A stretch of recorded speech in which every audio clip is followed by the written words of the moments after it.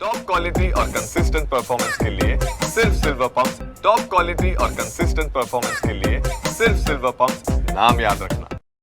माणिकराव कोकाटे यांच्या कन्या सीमांतिनी कोकाटे न्यायालयात च्या आवारात दाखल झालेल्या आहेत। डोळ्यांमध्ये अश्रू आहेत, भावना तुमच्या दाटून आहेत। का बरं, याच्या मागे काय कारण आहे? कारण की जसं आपल्या सगळ्यांना माहिती आहे, खूप वर्षांनंतर ही संधी खरं साहेबांना मिळाली आणि फार जुनी केस होती, पण काय कारण कसं काही कळालं नाही। पण जे काय असो, आज ते मागे जाऊन आज मेहरबान कोर्टाने आज आपल्याला स्टे दिलेला आहे आणि एक खूप मोठा रिलीफ मिळाला आहे। कारण की जसे साहेब मंत्री झाले तेव्हापासून अतिशय धडाडीचं काम त्यांनी सुरू केलेलं होतं आणि त्याला कुठेतरी असं ब्रेक लागल्यासारखं झालं होतं। पण काही का असे ना, आज स्टे मिळाल्यानंतर निश्चितपणे अजून जोराच्या गतीने कामाला आम्ही सुरुवात करूया।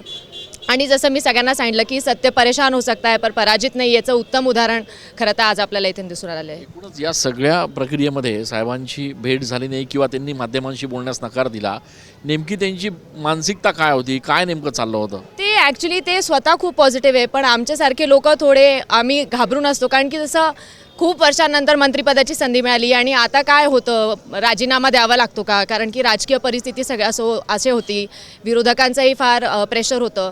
ह्या गोष्टींमुळे निश्चितपणे आम्ही थोडं टेन्शनमध्ये होतो। मात्र साहेबांना विश्वास होता की आपण काही चुकीचं केलेलं नाही आहे, त्याच्यामुळे आपल्याबरोबर काही चुकीचं होणार नाही।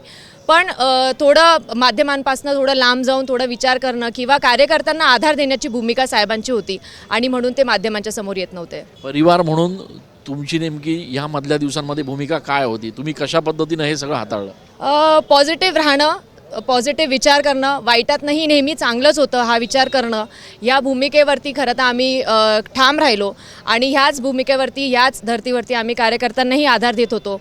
आज खरं तर खूप उत्साहाचं वातावरण, आनंदाचं वातावरण सिन्नरमध्ये तर आहेच आहे, पण त्याचबरोबर ज्या शेतकऱ्यांबरोबर गेल्या अनेक 2-3 महिन्यांपासून आम्ही काम करतोय, खूप भागातनं फोन यायचे, लोकांचा फोन असायचा की आम्ही तुमच्याबरोबर आहे, तुम्ही घाबरू नका, आम्हाला माहीत आहे की साहेबांचं काही चुकलेलं नाही आहे। आणि त्याच्यामुळे तो जो एक आधार लोकही आम्हाला देत होते, तो आमच्यासाठी निश्चितपणे खूप महत्त्वाचा ठरला। खूप खूप धन्यवाद। या होत्या सीमांतिनी कोकाटे, माणिकराव कोकाटे यांच्या कन्या, आणि त्यांना प्रतिक्रिया देताना देखील आपल्या भावना ज्या आहेत त्या अनावर झाल्याचं या ठिकाणी बघायला मिळत आहे।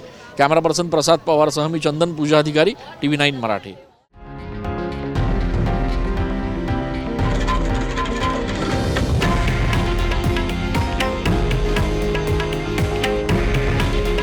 हे आहे देशातील नंबर 1 न्यूज नेटवर्क आणि आपण पाहत आहात TV9 मराठी।